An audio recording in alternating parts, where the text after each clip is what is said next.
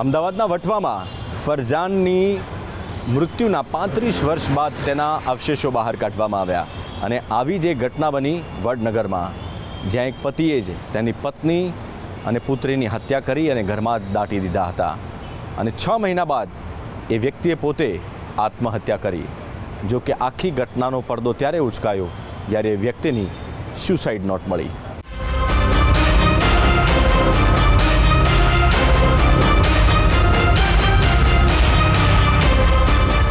વારંવાર થતો ગ્રહ કલેશ એક હસતા રમતા પરિવારને પળભરમાં નેસ્ત નાબૂદ કરી નાખે છે। આવી જ એક ડરામણી ઘટના મહેસાણા જિલ્લાની સાંસ્કૃતિક અને ઐતિહાસિક નગરીની ઓળખ ધરાવતા વડનગરથી સામે આવી। વડનગર સિવિલ હોસ્પિટલના 4થા માળેથી એક વ્યક્તિએ કૂદીને જીવન ટૂંકાવ્યું। પહેલી નજરે આત્મહત્યાની હતી। સામાન્ય લાગતી આ ઘટના પાછળ એક મોટો હત્યાકાંડ છુપાયેલો હતો, જેના રાઝ મૃતક ગિરીશ પરમારના ખિસ્સામાંથી મળી આવેલી સુસાઇડ નોટમાં અંકિત થયેલો હતો। મૃતક ગિરીશ પરમારના ખિસ્સામાંથી મળેલી સુસાઇડ નોટને આધારે સામે આવ્યું કે તેણે જ 6 મહિના પહેલા પત્ની પ્રિયંકા અને માસૂમ દીકરીની હત્યા નિપજાવી હતી। આ ક્રૂરતાપૂર્વક હત્યા બાદ પત્ની અને દીકરીની હત્યા કરી અને ઘરના છેલ્લા રૂમમાં ખાડો ખોદીને દાટી દીધા હતા। સુસાઇડ નોટના આધારે પોલીસે વિગતવાર તપાસ હાથ ધરી અને 3 મજૂરો મારફતે ઘરના છેલ્લા રૂમમાં સતત 2 કલાક સુધી ખોદકામ કરાવ્યું। વડનગર પોલીસે FSL મામલતદાર અને પ્રાંત ઓફિસરની હાજરીમાં પ્લાસ્ટર તોડાવ્યું,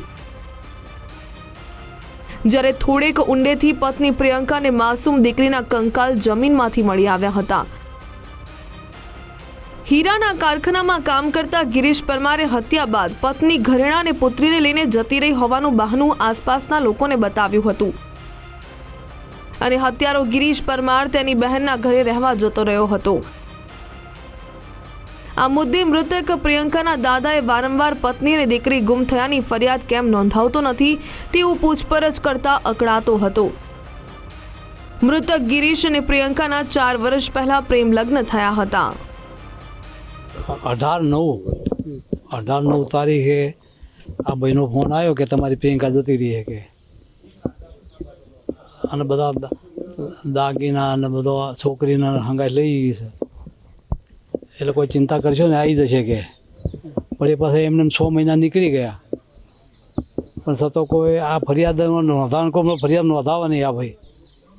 એટલે પાછા હું મને છોકરાની ચિંતા નહીં, કોઈક તો જવાબ માગે ને મારા જોડે રહેતી હતી એટલે પછી મેં વડનગર આવીને ફરિયાદ નોંધાવી દીધી કે સાહેબ આ ફરિયાદ નોંધો તમે અને એની તપાસ કરો તમે। પ્રિયંકા અને દીકરીની હત્યાનું ખરું કારણ તો માનવ કંકાલની FSL તપાસમાં સામે આવશે। જો કે આસપાસના લોકોના નિવેદનને આધારે પોલીસને ગ્રહ કલેશના કારણે જ ગોઝારો હત્યાકાંડ સર્જાયાની આશંકા સાથે આગળની તપાસ હાથ ધરી છે। હત્યાના ગિરીશ પરમારે ઊંડો ખાડો ખોદીને લાશ દાટ્યા બાદ પ્લાસ્ટરનું ચણતર કરી નાખ્યું હતું। વડનગર પોલીસને ઘરમાં તપાસ દરમિયાન એક ધારદાર મોટો છરો પણ મળી આવ્યો છે।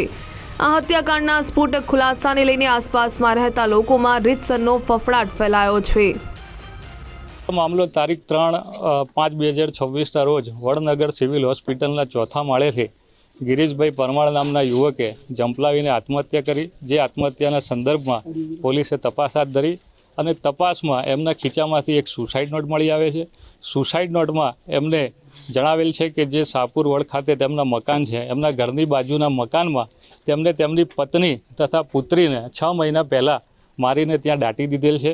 જેના અનુસંધાને આજ રોજ પોલીસે જે તે ઘરમાં તપાસ હાથ ધરી અને ત્યાંથી 2 કંકાલ રિકવર કરેલા છે। તપાસની આગળની પ્રક્રિયા ચાલુ છે। હાલ એ તપાસનો વિષય છે, પણ પ્રાથમિક દ્રષ્ટિએ પારિવારિક મામલો હોવાનું અત્યારે દેખાઈ આવે છે, પણ તપાસમાં જે આગળ હશે તે અમને જણાવવામાં આવશે। મૃતક પ્રિયંકા રાવળના વતન બેચરાજીના ઘાબુ ગામે રહેતા સ્વજનોમાં પણ ગોઝારા બેવડા હત્યાકાંડને લઈને અરેરાટી ફેલાઈ છે। 2 હત્યા કરનારા ગિરીશ પરમારને અન્ય કોઈ મદદગારી કરી હોવાની શક્યતા નકારી શકાય તેમ નથી।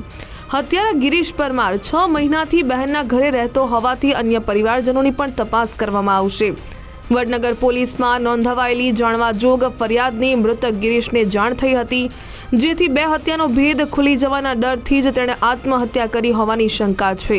જો ગિરીશ પરમાર પત્ની અને પુત્રીની કરેલી હત્યા છુપાવવા માંગતો હતો તો સુસાઇડ નોટ કેમ લખી? આ હત્યા કેસમાં સર્જાયેલા અનેક રહસ્યો પરથી પોલીસ તપાસમાં પડદો ઉંચકાઈ શકે છે. મુકેશ જોશી, ગુજરાત ફર્સ્ટ, વડનગર.